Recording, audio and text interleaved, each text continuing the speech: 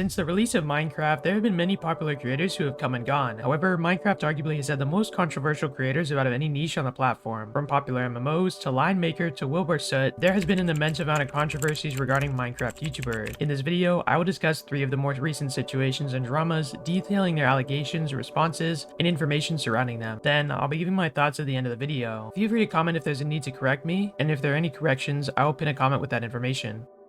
In late February 2024, a popular streamer named Shovel came out with a plethora of allegations against the massively popular content creator Wilbur Soot. Wilbur Soot was part of the Dream SMP for many years, and grew alongside other creators like Dream, TommyInnit, and more. Each one of them gained loyal, strong fanbases, and Wilbur Soot's fanbase was arguably one of the largest and most loyal. He was mainly known for his artistic style of content and outgoing comedic personality. He gained millions of subscribers, and his music career also gained tens of millions of streams. However, that was all about to come crashing down. At some point during his career, he was in a relationship with a content creator named Shovel, and in a stream hosted by Shovel, she detailed multiple incidents of abuse from Wilbur during the relationship. This included his tendency to bite her, often to the point where she would be in extreme pain. He started biting me more and more over a period of time, sort of throughout the whole relationship, and accidents of him biting too hard and really hurting me happened more and more frequently. Additionally, she explained a plethora of other allegations, including his emotional manipulation of her and how he had neglected her lack of consent on multiple occasions. After the stream, she received an immense amount of support, with many YouTubers who were friends with Wilbur coming out in support of her. A few days after her stream occurred, Wilbur released his response, and feel free to pause here to read it if you would like.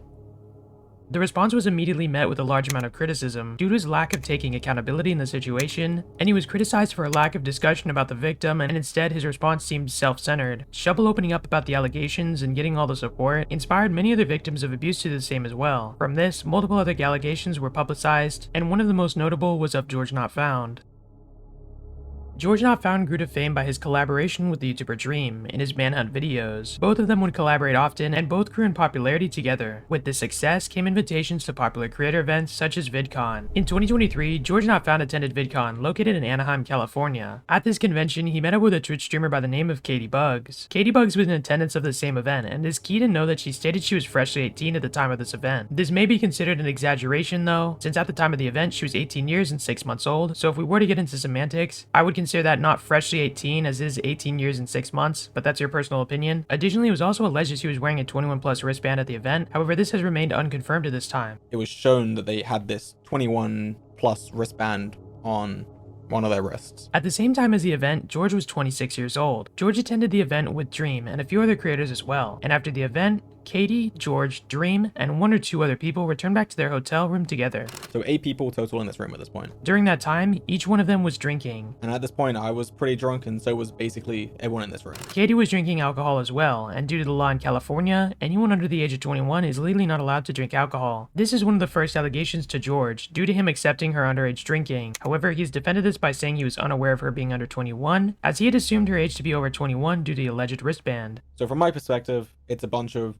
21+-year-olds hanging out. I have no reason to think otherwise. But either way, in this event, George and Katie were very close with each other, as George explains here. She was playing the game. There were points where she was playing the game, and she was at a point where it was easy for her to mess up, and I would, for example, tickle her or like squeeze her. Both Katie and George explained the situation differently, but the general consensus is that he was extremely close with her, and she had not explicitly expressed consent. However, George explained that she was very receptive, had many times to leave, and was in a safe environment to speak up, and she also reacted positively to his actions. There was no sense of uncomfortability from her. She was laughing and playing with everyone. Dream has corroborated most parts of this story, posting this thread, which is on screen now. The most damning of the allegations alleged against George was the fact he was 8 years older than Katie at this time. However, at this time, Katie was in fact a legal adult, and also allegedly lied about her age, as I mentioned regarding the wristband. It was also mentioned that George assumed that everyone was 21 in this situation, due to all of them drinking, and most of them wearing that 21+ wristband that was mentioned earlier. This, though, is a much more rocky issue, and I'm not the one to definitively say which side is telling the absolute truth and in the right regarding this. As well, since writing the script, Katie posted a response to his stream, and that will be linked in the description, along with all other accessible posts regarding the allegations mentioned in this video. I'd recommend taking a look at those if you want more information. Also, real quick, the morning that I'm editing this video, something was released from GeorgeNotFound as well, where he takes back his original response, and he says, "Since reading Katie's newest post, my perspective on that night and my overall conclusion has massively changed as she introduced new information that I was not aware of at all before. I have much more I will say, but for now, Katie, I am sorry. I'm so sorry. I really hope you can hear my words and try to understand that I did not have any bad intention. That does not change the fact that you were hurt. I will be saying more soon. So he did sort of retract his apology, and I'll most likely make an update video if more comes out about this situation.